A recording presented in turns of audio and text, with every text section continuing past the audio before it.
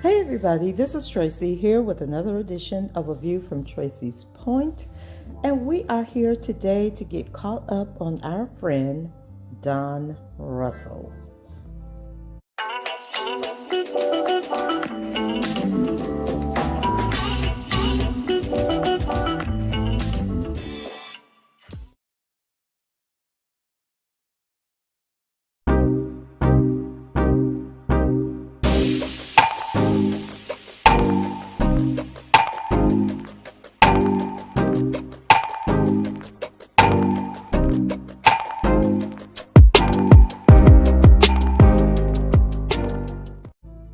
I'm going to be honest with you guys. I keep forgetting that Don Russel is out there.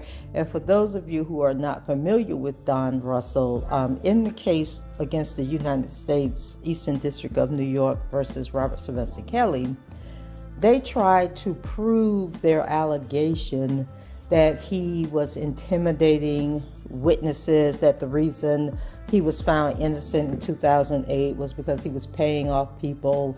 He was intimidating witnesses and all this other nonsense. So what they did was they got this guy named Richard Arline, who, now I'm not going to say that they got Richard Arline to do it, but somehow Richard Arline woke up one day and decided that he wanted to bribe Ariel Clary. And so they started this sting operation where they were recording the phone calls and all this other nonsense.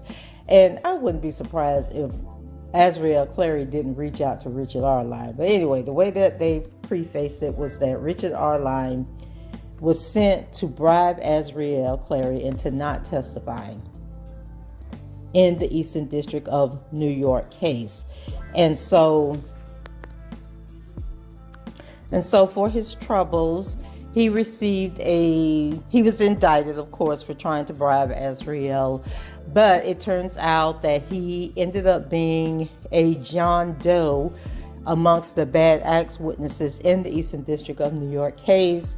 And he went and testified that he was one of Mr. Kelly's alleged victims, which we know he was lying. And so he was sentenced recently to basically nothing and $100 fine, which I'm sure he's not even going to pay the $100. But anyway, so that was how they, proved their bribery charge, I guess, against him, that he was bribing people and paying people off in 2008. So then the second case was a guy named Michael Williams. And so Michael Williams was arrested, charged, and convicted, and is now serving like an 8-year prison sentence for setting a car on fire. And so the way the news media framed this story was that he was sent by Mr. Kelly to threaten Ariel Clary once again. Everything centers around Ariel, right?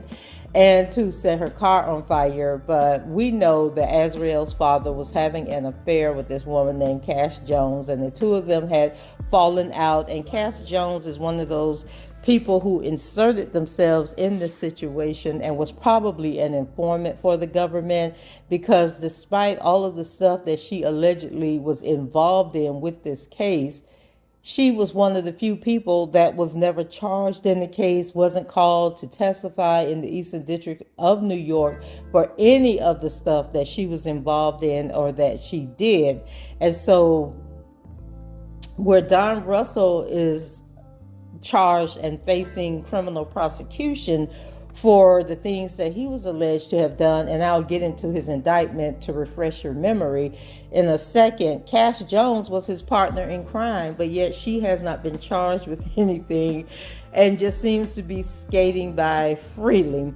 So in any event, the reality is that the Michael Williams guy set a car on fire that belonged to Ariel Clary's father, who allegedly was having an affair with Cash Jones, and the two of them have fallen out. And if you read the court documents or go back to my videos where I talk about this case and just read, the documents that came out about that situation during Michael Williams' sentencing, and that's good stuff. You'll see that Cash Jones manipulated her cousin. Michael Williams was her cousin, manipulated him so badly into going and setting that car on fire, and then she just walked away scot-free. And then we get to Don Russel. So Don Russel was someone who knew Mr. Kelly from back in the day in Chicago. He heard about the Surviving Lives documentary that was coming out. And so he decided to go to Chicago. I believe he was living in California at the time. So he came to Chicago to help Mr. Kelly out. And then somehow he ended up, I don't know, trying to get... Child was a mess. Who was it? Faith Williams? Not Faith Williams. Faith Rogers. Faith Williams is somebody I went to high school with. So Faith Rogers was one of the people involved in the Eastern District of New York indictment. And so Don Russel created this website, this Facebook page, and basically threatening to expose Faith Rogers if she didn't drop a lawsuit that she had filed against Mr. Kelly, where she was trying to sue him. And so he ended up in trouble, and still here we are today, 2 years later, and they still haven't been able to make this connection between Don Russel and Mr. Kelly, or so we think, and I will get to that later. But first, let's just take a brief look at the indictment for those of you who are just now hearing about Don Russel. Don Russel was indicted in both the Southern District of New York and the Eastern District of New York. And the reason he was indicted in the Eastern District of New York is because they were trying to build this enterprise that they alleged Mr. Kelly had. And I guess the enterprise was going to be Richard Arline, Michael Williams, and Don Russel, but it seemed to have fallen through. So in the Southern District of New York, Don Russel, his count 1 was conspiracy to threaten physical harm by interstate commerce. And all of this is involving Faith Rogers. And this is where, they allege that it was part of and an object of the conspiracy that Don Russel, who also was known as Colin Don, the defendant, and others known and unknown, would and did transmit in interstate and foreign commerce a communication containing a threat to injure the person or another, to wit, Russel placed an interstate phone call to threaten physical harm to those attending a December 4th, 2018 screening of the documentary series entitled Surviving Lives, we call it over here, at a venue in New York. And it goes on to detail what all he did. And you guys can go and check out. I'll drop the link above, as always, that goes into more detail about this. And then count 2 was threatening physical harm by interstate commerce, pretty much relating to the same event. And so those were the 2 charges in the Southern District of New York.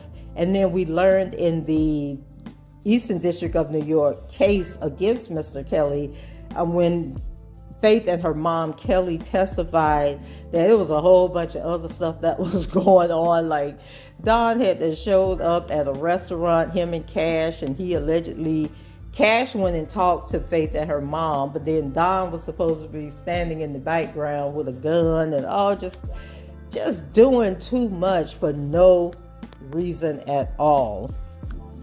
And then we go over to the Eastern District of New York indictment, and this has been going on since 2020, guys.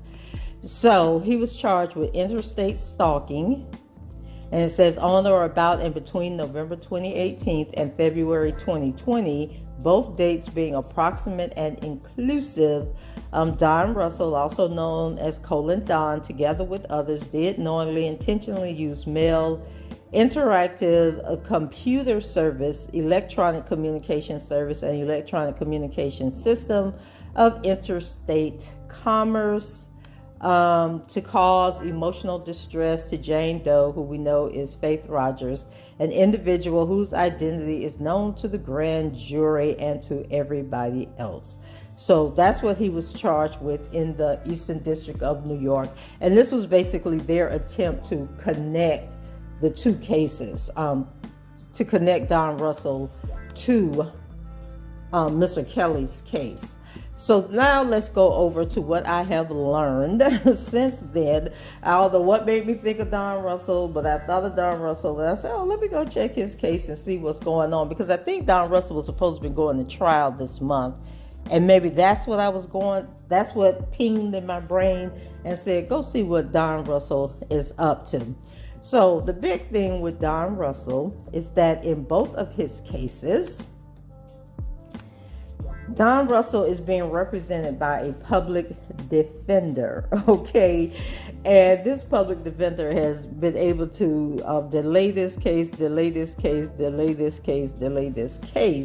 Well, she tried to bring on a new attorney. And let me see if this is the document. Let's see. Let's go back to March. Okay. Let's forget this happened in March 2022. I think this was before the new attorney. So it says, Dear Judge Donnelly, and this is the Eastern District of New York, Mr. Don Russell is currently scheduled to appear for a status conference before the court date, March 2nd, 2022 at 12:30 p.m. Unfortunately, defense counsel is currently on trial in another matter. Accordingly, Mr. Russell specifically requests a 2-week adjournment of the status conference. Defense counsel has conferred. So she was looking for a delay, and I believe the delay was approved to March 22nd. So then we have, this was dated. Okay, so this is the guy who was trying to join the case. And so this was from April 12th. So a guy who was joining the case by the name of Michael Freeman filed to join both the Eastern District of New York and the Southern District of New York cases, but then it ended up in a cursio hearing. And you guys know a cursio hearing is when an attorney has a conflict of interest and the courts have to step in and decide if this person can continue to represent the defendant. And so this Michael Friedman guy, I guess, was sought by the federal defender to help her with this case.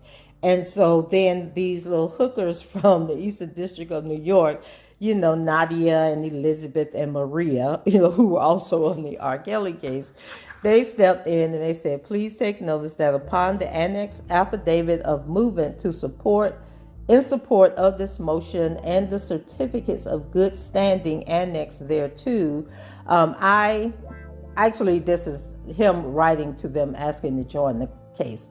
I, Michael G. Friedman, will move this court pursuant to local rules of the United States District Courts for the Southern and Eastern District of New York for an order allowing the admission of movement, a member of the firm, the Friedman Firm, PC, and a member in good standing of the bar in the states of California as attorney pro hoc vice to argue or try the case in whole or in part for Don Russell. There are no pending disciplinary proceedings against me in any state or federal court. And so that was him asking to join the case. Let's see, did I download?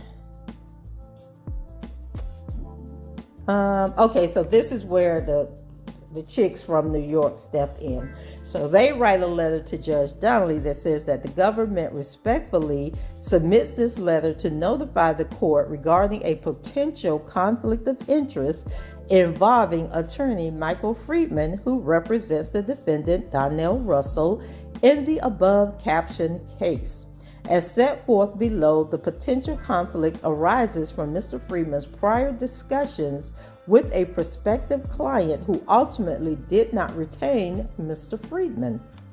The government advises the court pursuant to its obligation under Second Circuit law, so the court may conduct the appropriate inquiry pursuant to United States versus Curcio, and that's the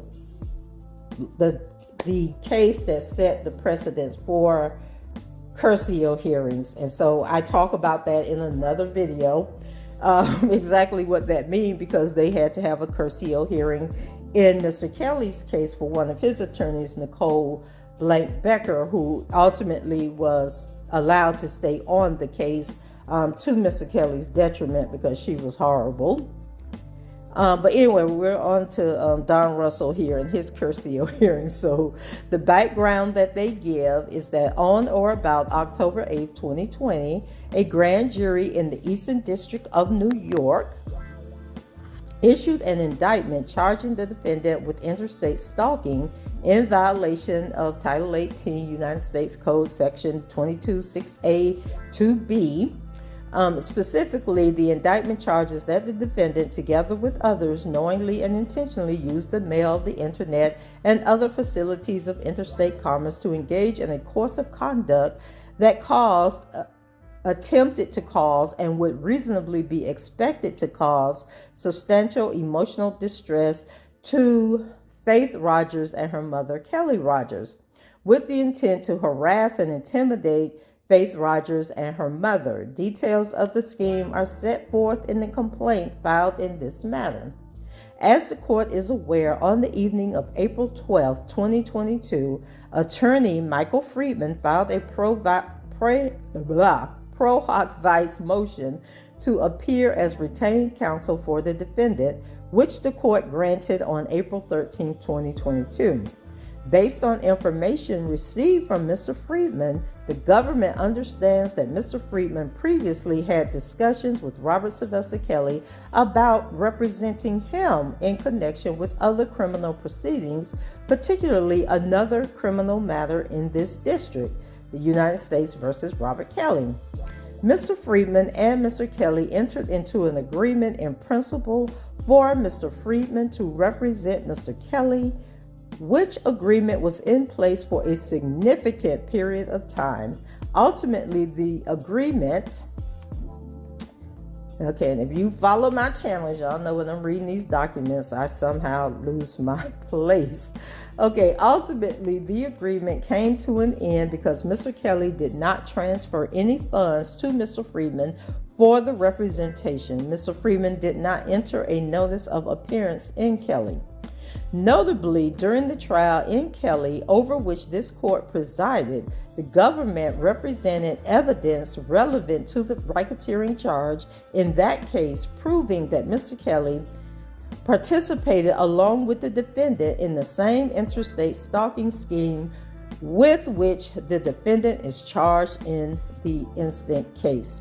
And so when they're talking about what they claim he participated in and that they claim that they proved, was that, and don't quote me on this because, oh my God, so much time has passed. Although Mr. Kelly did not tell Don Russel to do any of the stuff that he did, they did produce text messages between Mr. Kelly and Don Russel's mother, where Don Russel was asking for these pictures of Faith Rogers, and Mr. Kelly sent the mother the pictures, but the pictures were photographs that Faith Rogers had sent to him, and they were sexually provocative pictures, but they weren't like her in the nude or anything like that. And so that was pretty much the connection. And then they had text messages where Don's mother was telling him that, Mr. Kelly was upset with him. And basically she proved in the text messages that he had nothing to do with Don creating the website or creating the Facebook post or any of that stuff. But he did give Don Russel's mother the pictures that he ultimately used on those sites. Okay, so then it goes into applicable law. It says, A, overview. The Sixth Amendment affords a criminal defendant the right to effective assistance of counsel. And then they quote a whole bunch of cases that I'm not going to get into. That right, however, is not absolute and does not guarantee the defendant counsel of his own choosing. While there is a presumption in favor of the defendant's chosen counsel, such presumption will be overcome by a showing of an actual conflict or a potential serious conflict. And those are basically quotes from all these different cases that they're listing. So then they go on to say, to determine that the defendant's counsel is burdened by a conflict of interest, a district court must investigate the facts and details of the attorney's interest to determine whether the attorney in fact suffers from an actual conflict a potential conflict, or no genuine conflict at all. And that was from United States versus Levi in the 2nd District, 1994. An actual conflict exists when the attorneys and the defendant's interests diverge with respect to a material, factual, or legal issue, or to a course of action, or when the attorney's representation of the defendant is impaired by loyalty owed to a prior client. Then they go on, a potential conflict arises if the interests of the defendant could place the attorney under inconsistent duties in the future. And then it goes on to 1, mandatory disqualification. If an attorney suffers from an actual or potential conflict of such a serious nature that no rational defendant would knowingly and intelligently desire that attorney's representation, the court must disqualify that attorney. And that was from United States versus Lusher, heard in the 2nd Circuit, 1995. Such per se conflicts of interest are not only unwaivable, but are of such a serious nature that if allowed to persist through trial and conviction on appeal, they result in automatic reversal without requiring a showing of prejudice. United States versus Williams, 2nd Circuit, 2004. As described more fully below, the 2nd Circuit has recognized only 2 categories of conflicts that are unwaivable: where counsel is not admitted to the bar or any court, and where counsel is implicated in the defendant's crimes. 2, discretionary disqualification. Regardless of the severity of the conflict or the defendant's willingness to waive the conflict, federal courts have an independent interest in ensuring that criminal trials are conducted within the ethical standards of the profession and that legal proceedings appear fair to all who observe them. The question of attorney disqualification therefore implicates not only the Sixth Amendment right of the accused, but also the interest of the courts in preserving the integrity of the process and the government's interest in ensuring a just verdict and a fair trial. And then they quote a justice from the 2nd Circuit as saying, accordingly, a district court should decline to permit a defendant to be represented by the counsel of his choice if that representation should undermine the integrity of the judicial process. And then 3, conflicts may be waived. If a conflict is such that a rational defendant could knowingly and intelligently choose to continue to be represented by the conflicted attorney, the court must obtain directly from the defendant a valid waiver in accordance with the procedures set forth in United States versus Curcio. And then they have a note at the bottom, but I am not going to read that because it's full of court cases too. But what the circuit court did determine was that 1, advise the defendant of the dangers arising from the particular conflict. 2, determine through questions that are likely to be answered in narrative form whether the defendant understands those risks and freely chooses to run them. And 3, give the defendant time to digest and contemplate the risks after encouraging him or her to seek advice from independent counsel. And then they go on, by relying on waivers of potential conflict claims, courts are spared from having to wade into the intricacies of those claims. United States versus Yang. Finally, the need for a Curcio hearing exists regardless of whether a case is disposed of by way of guilty plea or trial. A claim that counsel is conflicted is, in essence, a claim of ineffective assistance of counsel. And they're basically going on, quoting, they are good at quoting other cases. Okay. So that's basically what they're doing. But the bottom line is they're saying that there is a conflict of interest with this Michael Friedman. Is his name Michael Friedman? This guy representing Don Russel because he was supposed to represent Mr. Kelly and had met with Mr. Kelly, but because Mr. Kelly never paid him the retainer, he dropped Mr. Kelly and they never entered, I guess, into a formal contract because Mr. Kelly didn't send the money. So we're going to jump down here past all these legal cases that they're citing. It says, thus, Mr. Friedman may not use or disclose information provided by Kelly, even if that information would be beneficial to the defendant, which is really where they were going. Like if whatever Mr. Kelly told this man, if it will help Don Russel, they don't want him to be able to use it. In addition, depending on whether Mr. Friedman's agreement to represent Mr. Kelly created an attorney-client relationship, notwithstanding that the agreement appears to have ended because Mr. Kelly did not transfer any funds to retain Mr. Friedman, it may nevertheless be a conflict of interest for Mr. Friedman to investigate leads, introduce evidence, or make arguments on behalf of the defendant that might tend to incriminate or cast suspicion on Mr. Kelly. Further, Mr. Friedman might not be able to provide independent advice concerning possible cooperation with the government to the extent such a decision could adversely affect Mr. Kelly. The government respectfully requests that the court inform the defendant of Mr. Friedman's potential conflict and conduct a curiosity inquiry of the defendant to inquire whether he wishes to waive the conflict, and if so, to ensure that his waiver of the conflict is knowing and voluntary. And then section 3, proposed questions. In the event the court determines that the defendant can waive the potential conflict of interest discussed above, the government proposes that the court advise the defendant as follows.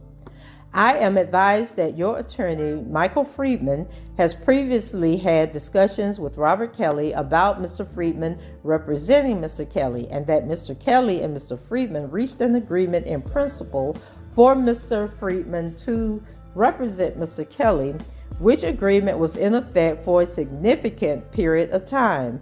Ultimately, the agreement came to an end because Mr. Kelly did not transfer any funds to Mr. Friedman for the representation. Given these facts, Mr. Friedman therefore has certain ethical obligations to Mr. Kelly. For example, Mr. Friedman may have privileged information from Mr. Kelly that could assist in your defense, but that he could not disclose because of his ethical duties. It also is possible that another attorney could take a certain position with respect to your involvement or non-involvement in the crime charged against you or your relationship with your alleged co-conspirators, including Mr. Kelly.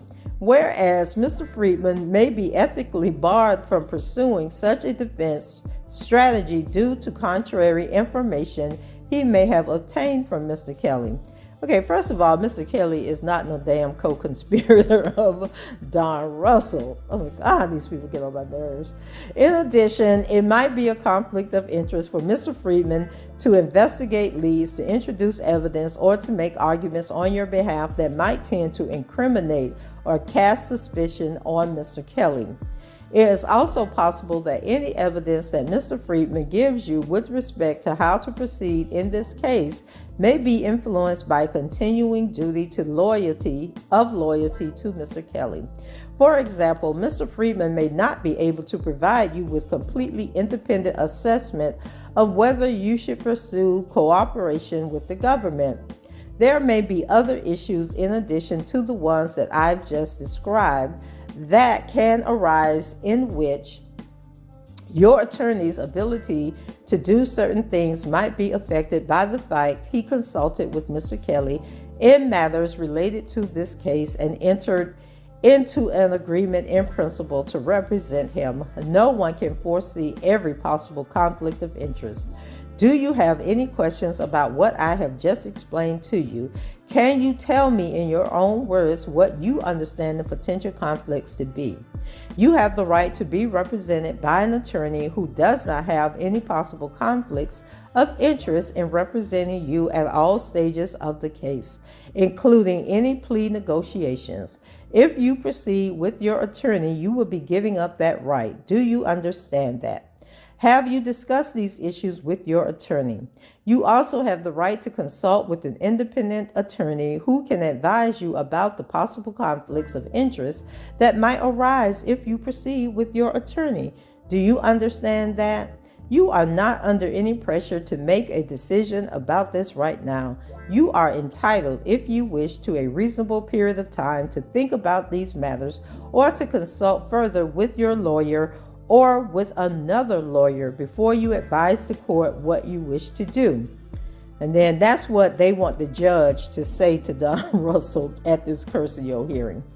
So, number 4, the conclusion. As described above, the government respectfully requests that the court conduct an inquiry into the conflicts of interest present in this case, and if the court deems the conflict waivable, the government further requests a Curcio hearing to determine whether the defendant is willing to give up his right to conflict-free representation.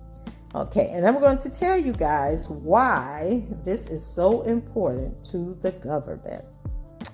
Because I read on one of these documents, and maybe I didn't download the document, but let me see if I can find it. Okay. I think this is it. Oh, come on, open up. Excuse me. Okay, hold on a second. I can't get this thing to open. Okay, I hate when I have a whole bunch of documents open up trying to read them. So, in terms of the Curcio hearing, so they did have a Curcio hearing, but Don Russel said that he still wanted to move forward with the Mike Friedman guy, and that will definitely take place. But back in March, there was a letter, March 2nd, and this was a letter from the Public Defender's Office, the Federal Defenders of New York, and it was a letter to Judge Donnelly, and it says, "Dear Judge Donnelly, Mr. Donnell Russell is currently scheduled to appear for a status conference before the court today, March 2nd, 2022 at 12:30 p.m. Unfortunately, defense counsel..." Okay, so this is what I was reading to you guys earlier and didn't finish reading. So basically, she had a conflict of interest and they couldn't meet on March 2nd as planned. And then I didn't read the second paragraph because I thought it was something totally different and I had downloaded the wrong document. But had I continued to read the document, I would have gotten to the second paragraph, which says the parties are currently engaged in ongoing plea negotiations as well as preparation for the trial set by the court at the last status conference. The parties therefore request that the court exclude time between March 2nd, 2022 and March 22nd, 2022 under the Speedy Trial Act. So, Don Russell is engaged in some type of plea negotiations. Now, we don't know if he is trying to get a plea where he gives them information that could harm Mr. Kelly, or whether he is willing to enter a plea at a lesser charge just to dispose of this case and move on with his life, because he continues to state that, he is not going to turn against Mr. Kelly, that, he did this on his own, and that he's going to stand firm in what he did because he thought he was helping Mr. Kelly instead of hurting him. But this, I believe, is our first confirmation that he is in plea negotiations with the Eastern District of New York. And then because Mr. Kelly's case in the Eastern District of New York has concluded and he was found guilty, the Eastern District of New York may be open to just disposing of this case. It did not give what they expected it to give, and they are trying to give him a life sentence anyway. So it really does not behoove them to move forward with this case because it serves no purpose when he's already been found guilty and facing significant time in jail. And then the last thing, I think basically was just Don Russell admitting that, stating that he does want to move forward with Michael Friedman. And so currently, I believe his new court date is set for, let me see, United States Court, New York, motions in limine proposed for air. Okay, order as to Donnell Russel, the trial currently scheduled for January 18, 2022, is adjourned to July 18, 2022 at 9:30 a.m. in courtroom 705. So his case is scheduled, unless they enter into a plea, come to terms with a plea deal, he will go on trial on July 18th, 2022, which is next month. And then they talk about, excluding time for a speedy trial. And at this point, this has been going on for almost 2 years. So why y'all still talking about a speedy trial is beyond me. And let's see, what else do they have? Okay, so I'm going to be following up with this because his motions are due by, all motions are due by June 27th, which is Monday. Responses are due by July 5th, and this trial is set for July 18th. And so we will see what happens, okay? So guys, that's it for me. Just wanted to bring you this update on what is going on with Don Russel, because I had truly forgotten about Don Russel was still pending out there.